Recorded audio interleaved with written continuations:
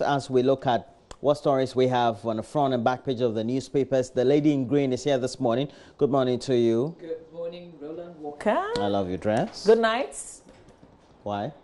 Did you have a good night? Yeah, it was okay. It was okay. It was okay. I had to do some stuff and read late into the night and put something together before. So yeah, you're quite a disciplined person when it comes to reading. I like that about you. Yeah.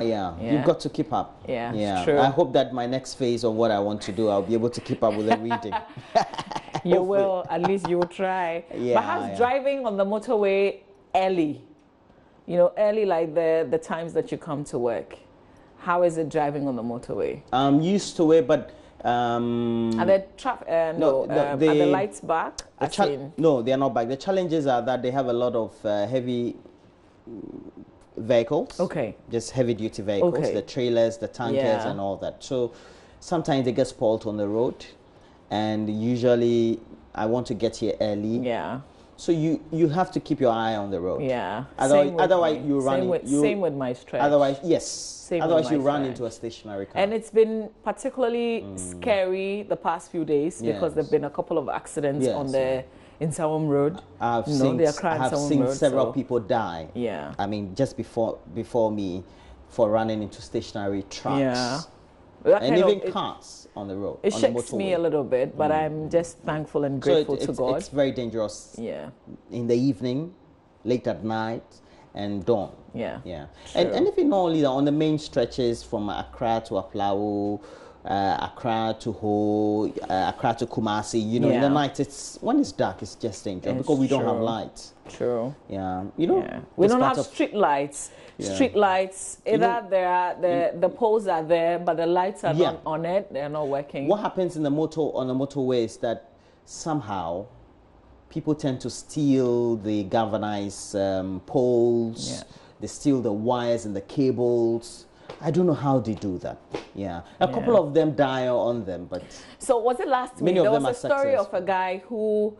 We're not sure if he climbed the pole to steal a cable, but he unfortunately died hanging. Yeah. And there were lots of stories that day. So the conversation was, should we do the story and put another story down?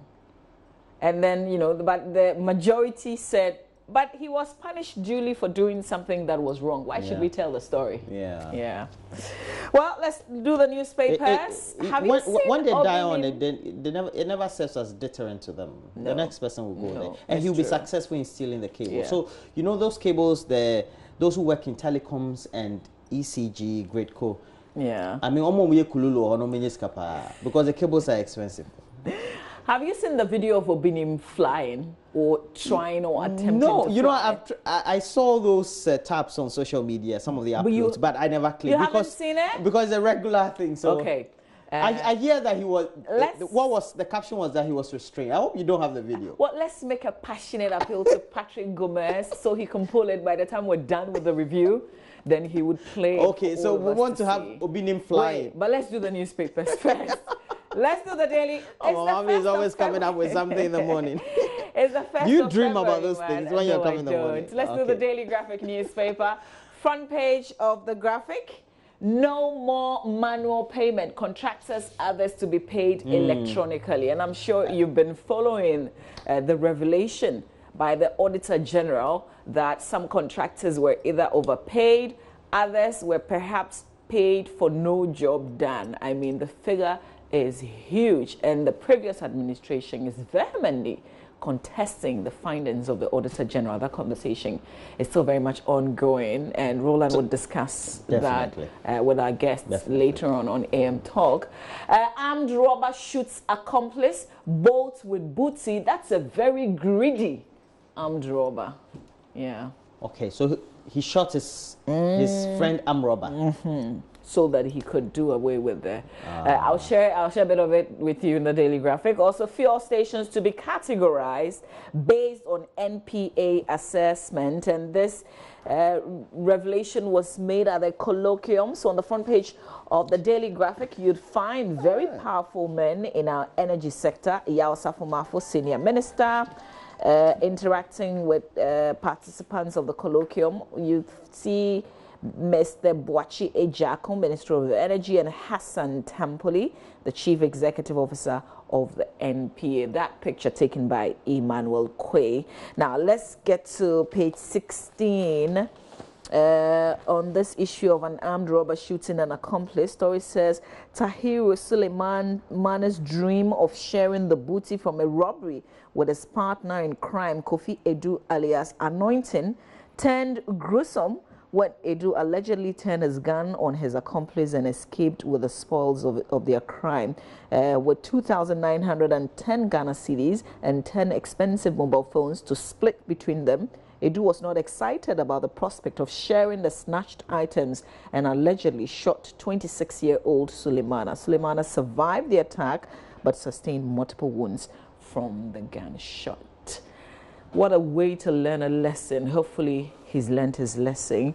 Let's see, back page of the Daily Graphic, or maybe perhaps let's stay with page 16. Let's do a bit of this fuel stations story.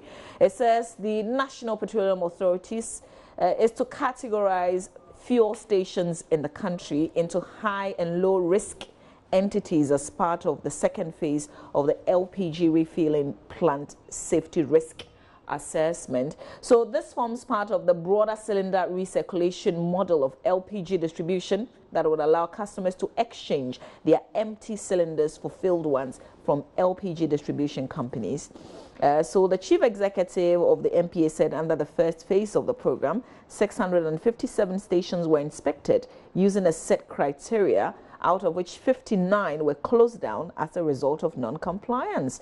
The background to the story, a lot more that he's been saying is all captured in the story, and I would urge you to grab the paper and read the rest. Let's see, Center Spread, Daily Graphic. GRA accused of violating Mineral Development Fund Act.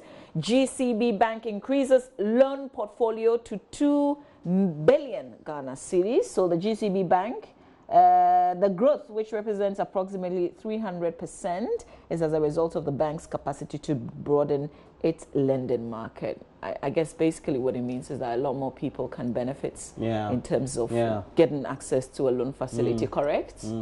Okay. That's what it means, basically. All right. Take charge of management of natural resources. PIAC urges government. And on the back page, master plan to manage waste in Accra in the offing. Okay, so we don't have a master plan yet. Is that the feeling that I get? An integrated master plan is being developed to manage waste and improve sanitation in Accra. This is what, 2018, known as the Integrated Urban Environmental Sanitation Master Plan. The project seeks to harmonize all existing strategies in the sanitation, drainage, and waste management subsectors to holistically deal with the sanitation and waste management challenges. It's just a lot of English for me this morning. I wonder how this is going to reflect on the ground. Citrus farmers in Ashanti appeal for establishment of factory, and according to the story, citrus farmers have appealed for the establishment of an orange juice factory in the region to start the government's One District, One Factory program. The rest of it is on the back page of the Daily Graphic newspaper. Roland Walker. Oh, so let's go to the Ghanaian Times. On the front page of the Ghanaian Times, we have a story on the $2.25 billion saga.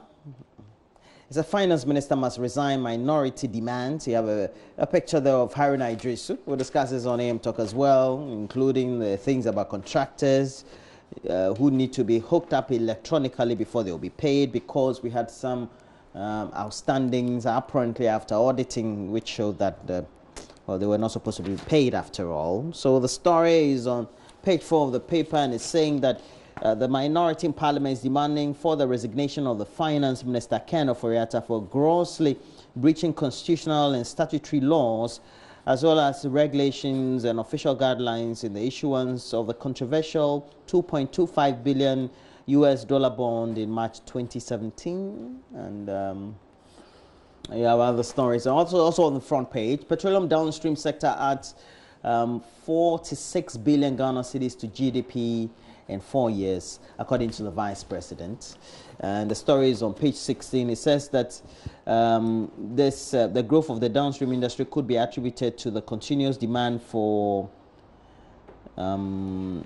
petroleum products by other sectors of the economy, fueled by policy directions and initiatives. And this was revealed by the Vice President, Dr. Mahamudu Bawumia, in a speech read on his behalf at the downstream colloquium. Mama, we gave you an insight. Government to pay contractors, consultants, others electronically from April 2 through the gift mix, we're told, and other integrated systems, we're told.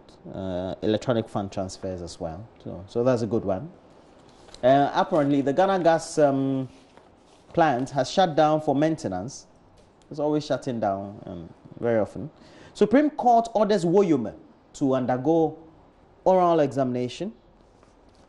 And it says that the review motion filed by Alfred Agbasi Woyome to stop the Attorney General from further subjecting him to oral examination was unanimously dismissed by the Supreme Court yesterday. And technically, a way has now been paid for the AG to continue with the oral examination that was started in the middle of last year but stopped because of the review motion which was filed by the businessman against an order made by a sole judge, Justice Anthony A. Benning, following an ex parte application by the state prosecutor, as the Attorney General, for his oral examination. That's the accused. Okay, so that's how it is.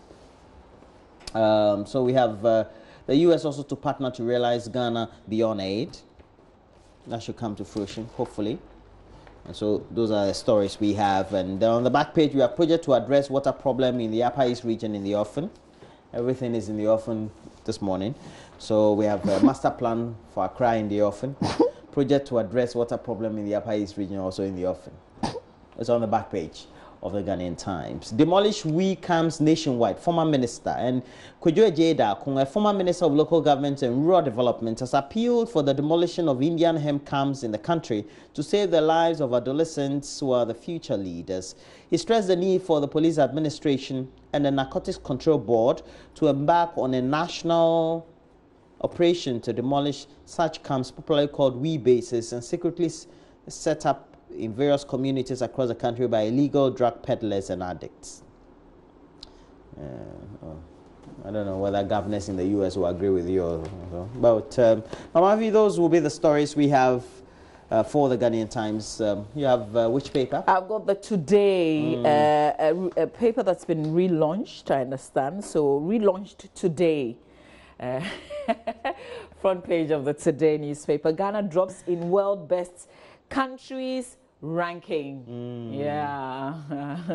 It's not funny at all. We're best in what? We're best, well, it's in the offing. Okay. Yeah. Since everything is in the offing. But I would give you the top 10. As I saw the story, I was like, oh my God. Okay, but also on the front page of the Today newspaper, Minority revisits Ken Bond saga, demands resignation of Ken Ofori-Atta, the finance minister. Go-face AG, Supreme Court orders Woyome. That story is making the banner headline in the Today newspaper. Really, that will be it for the stories. I'll share the heartbreaking one just before we run off. The bit about Ghana dropping. It's not a funny drop at all. Where we are and we've dropped, it's amazing. So we'll share it. What do you think the best place in the world would be? I've got the top 10. It's almost like a countdown coming up. If you're looking for the best place in the world to live or perhaps holiday, by the way, Trump's Norway is featured in the top 10.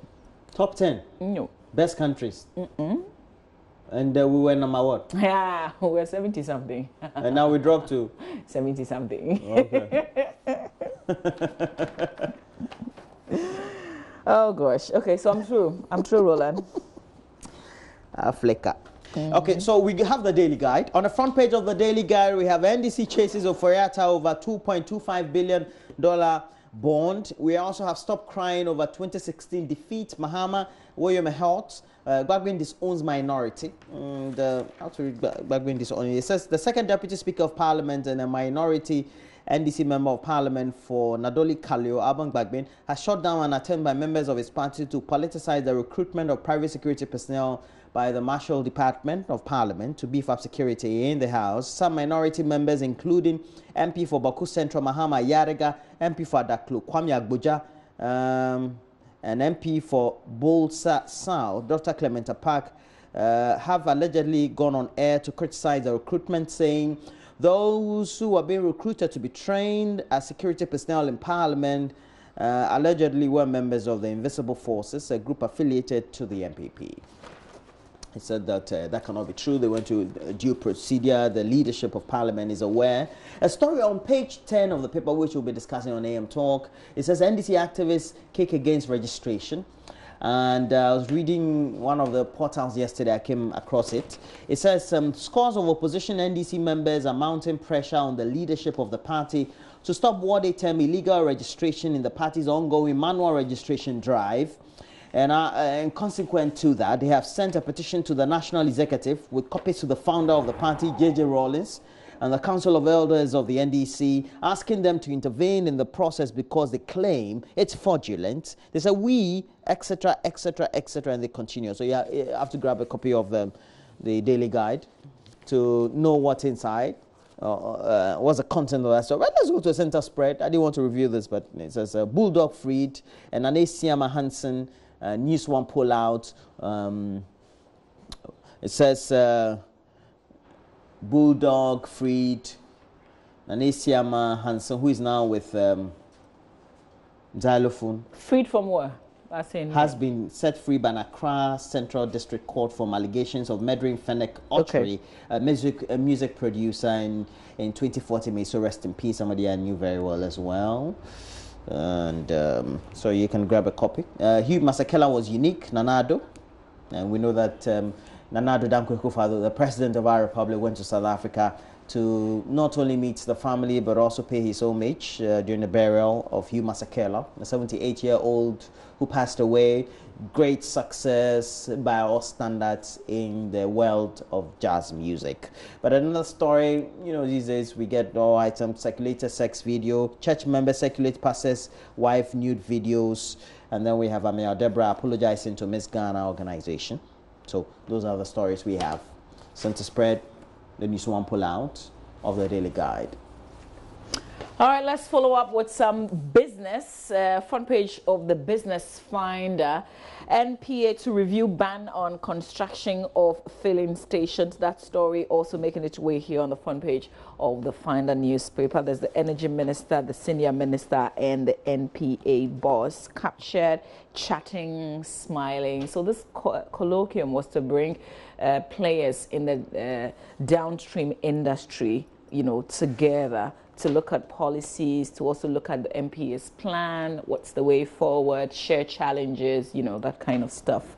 And that's where the story is coming from. Fitch predicts resurgence in Galamsey. Another headline, front page headline in the Finder. Story on page 3 says illegal mining, popularly called Galamsey, is expected to thrive in the country in the coming months despite government's onslaught on the menace. According to BMI, a research outfit of ratings agency Fitch, increasing economic pull factors would actually encourage the expansion of illegal mining in the short term. So here's a quote. We highlight Ghana as the region's illegal mining hotspot in 2018 and expect illicit mining activity locally known as Galamsey to continue rising in the country over the coming quarters, despite the fact that the NPP government has pledged to crack down on illegal mining activities, banning the practice in early 2017 and establishing a task force dedicated to enforcing the ban. We envision increasing economic pull factors would actually encourage the expansion of illegal mining in the short term, it stated in a report. That's absolutely heartbreaking, considering we've got Operation Vanguard on the ground, and they've been crying recently. And I think that is very well connected, that they are not seeing progress in prosecution and that people are not feeling their work on the ground. And if this is it, Fitch predicting that we'll see an increase despite all the effort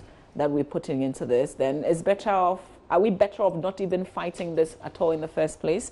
More questions than answers at this point. Details of that story in the Finder newspaper. Okay, so we have to look at the online portals, but before we do that, we have to look at the Business and Financial Times, but the Daily Dispatch first. It says cosmetic products which cause skin cancer, kidney and liver diseases, apparently they contain hydroquinone, something we've known all the time. And this is according to the FDA. They keep rating this all the time.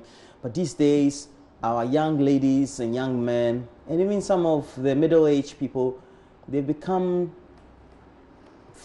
fashionable people in bleaching. You know, just watch the knuckles, you know. What is it with bleaching? It makes them look fair, maybe. Yeah, but guys kind of like fair ladies. That's what we kind of get. That's the vibe, isn't it? But now the men are also bleaching. What's your taste? You like fair ladies? Yeah, you're not sure? Yeah. Jenna, what's your taste? I think, you know, and at the end of the day, yesterday I went for a meeting, sales meeting, and I was a gentleman engineer. He had bleached. Yeah. Okay. Maybe we should because of the pores is dark. Yeah. Maybe we should turn the tables and also ask women what they like about it. Yeah, like what because kind of, the men are bleaching too. Do you like fair men too, or like what's your taste? Because honestly, it really doesn't make sense. But I get the feeling that the women who bleach, they are bleaching for men because they want men to notice them. Yeah. Apart from that, what else? Well. Or you want your fellow women to notice you. And there's a story also says that's a mother's giving akpatashi to crying babies. The story is on page 4. It's the main reason why it doesn't end at the naming ceremony. And phase. And it says a number of single teenage mothers in the Upper East region who find it extremely hard daily to feed out of chronic poverty are now resorting to intoxicating their babies with akpatashi, a locally distilled gin, as a coping measure to silence their newborns from wailing when hungry. Some babies born to such frustrated teen moms are reported to have died in their sleep soon after they were given a tot of a tot? Wow. A tot to what? To sleep? Yeah, you know, to keep them quiet. And you know, even the traditional algorithm that they used to do back in the day, I don't know why they used to do it. They just dip the hand and give you a little. Yeah? I don't know. Charlie Rafik should know the story. Yeah. It was done by Rafik should know the story. The story was done by a media house. So yeah. Charlie. And then on the back page, John Dramani Mahama, former president of our republic, candidate for the NDC in the last presidential election, says NDC will win 2020 elections. You can see him on the back page. And it says after leading the NDC to its heaviest electoral defeat. Hey, Daily Dispatch. After leading the NDC to its heaviest electoral defeat in the Fourth Republic, former President John Mahama has expressed optimism that the NDC will bounce back and regain power in the 2020 elections. He was speaking at his Bole constituency branch meeting last Tuesday to whip up enthusiasm of members by encouraging them to forget about the election. They need to go and register, even though there's a group that is coming up with some concerns raised. So we'll discuss all that this morning. But that'll be it for the newspapers and the headlines we have. Let's do the Business and Financial Times. Go to the online real portals. Quick, front page of the Business and Financial Times newspaper. State loses 868 million Ghana cedis through fuel dumping. That story also coming out from yesterday's colloquium organized by the NPA. So that? Total petroleum receipts, the sum of earnings from liftings and other petroleum proceeds from the Jubilee and 10 oil fields stood at 3. Is it the same story? No, not quite. This one says petroleum earnings hits 362.6 million US dollars. Not sure, but this GTB Bank rewards ultimate winner of MasterCard Spend and Win promo. That's another front page headline. But a bit of this story, because you asked, Roland, the state in 2017 lost some 868 million Ghana cedis to shady petroleum service providers who dump products meant for export back onto the Ghanaian markets. You get what I mean? I know perfectly. Yeah, It's done in Nigeria. So people when Buhari came, he tried to. With the excuse of taking that fuel outside the country, and I think that they get some exactly, but they just either send it somewhere to the north or another region on that kind of thing, so it ends up coming back into the market, and through that process we've lost some 868 million Ghana cedis. There are other stories in terms of finance in the newspaper, the Business and Financial Times newspaper. You can take a look, but we've got to go to myjoyonline.com. So we have other stories there. It says presidency reiterates Baumia's definite return this week. All right, let's move on.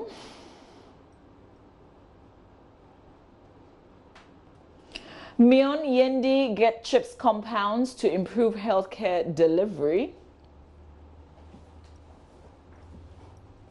Scam alert, there's no protocol list for recruitment, Immigration Service wants, and the Ghana Immigration Service has issued an alert on a fraudulent recruitment scam involving the ongoing 2017-2018 recruitment exercise. They're saying that no protocol list exists if somebody wants to take money, because they say they can add you to that list. They're saying that no list exists. But do we honestly want to believe that? Let's move on. There are some photos. Dom Market in ruins after a raging late night fire. And if you missed the story in our AM News, you can catch up with the pictures on myjoyonline.com. Auditor General disallows 5.4 billion Ghana cedis in overpaid contracts, recommends prosecutions. That's the story that the NDC is disputing. We'll continue that discussion on AM Talk. Try it and see. NPP MP dares minority over parliamentary coup against finance minister. That came out of their press conference. We'll discuss that issue also here on AM Talk. Casa Preco reinforces global recognition with ISO certificates for quality, safe products. So they got an ISO certification. We so know who is the gentleman in the check? A big deal. Not sure. Okay. Not sure, but he works with Casa Preco. No overpayments at Roads Ministry for saying rubbishes, Auditor General's reports. All right, now if you do a quick run through the page, over 400 residents of Kaiser Flats to lose their homes to TDC demolition today. We're there live this morning. And then you can catch up with some of the stories that you missed on Joy News, the transfer window, amongst many other conversations on myjoyonline.com. Okay. Roland, City FM. Okay, so let's go through. It says University of Ghana, Ministry of Health, they've arrived apparently at the settlement or medical center and how it should be operated according to Kojo Upon Kroma. Baumia will definitely return this week according to the presidency. Dom Market gutted by fire. And Upper West NPP youth chase out an Admiral boss, beat up his aide. It's become a normal thing now. So can we move on quickly? NDC new taxpayers will cater for Gitmo 2 upon Kroma.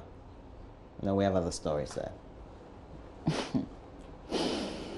Okay, on the BBC, FBI and White House clash on secret memo. The agency has been accused of abusing its surveillance powers to target Donald Trump. And we know that they've dared the Republicans. Those Republicans were making these allegations to make what they have public.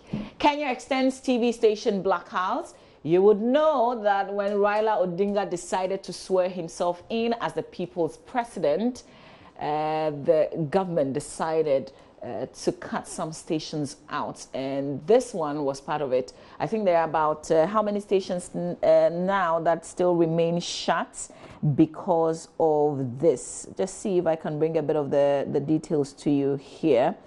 But yeah.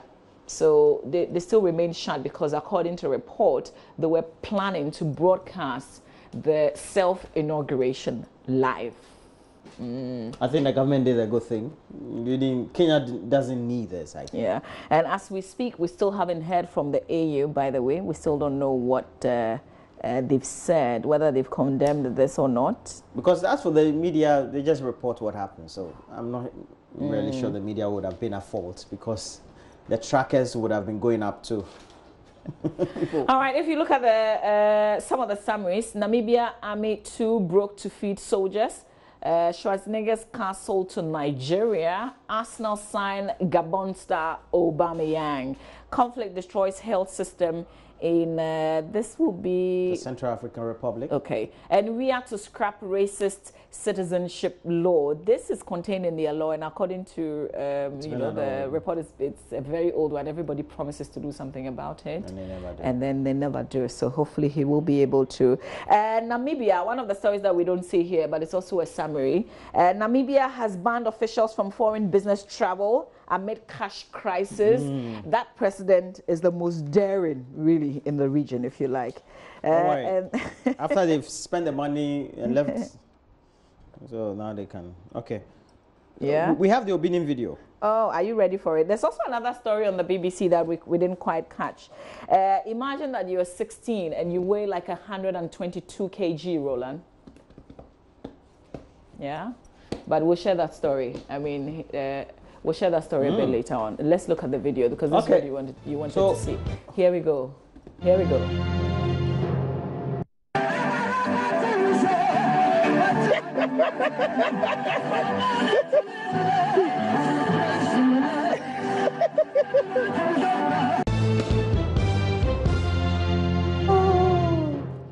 He was flying to where? Can you? I didn't get a video. Play that video again. Let me see. He was flying.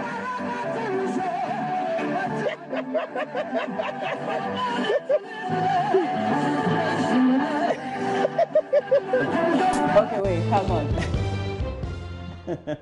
Hang on. Maybe he wasn't trying to fly to heaven. No. Because if you look at If you look at the flag, I think that it was prophecy time. So Look, anything can happen when I just read when you're in the realm. I read some of the tags on social media. Yeah. And he said he wanted to fly.